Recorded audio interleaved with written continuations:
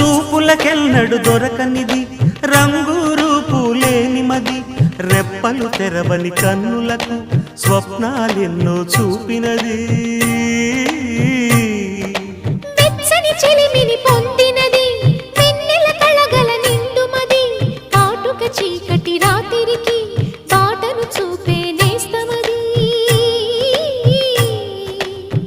చేతికి ఆదని జాబిలిలా కాంతులు పంచే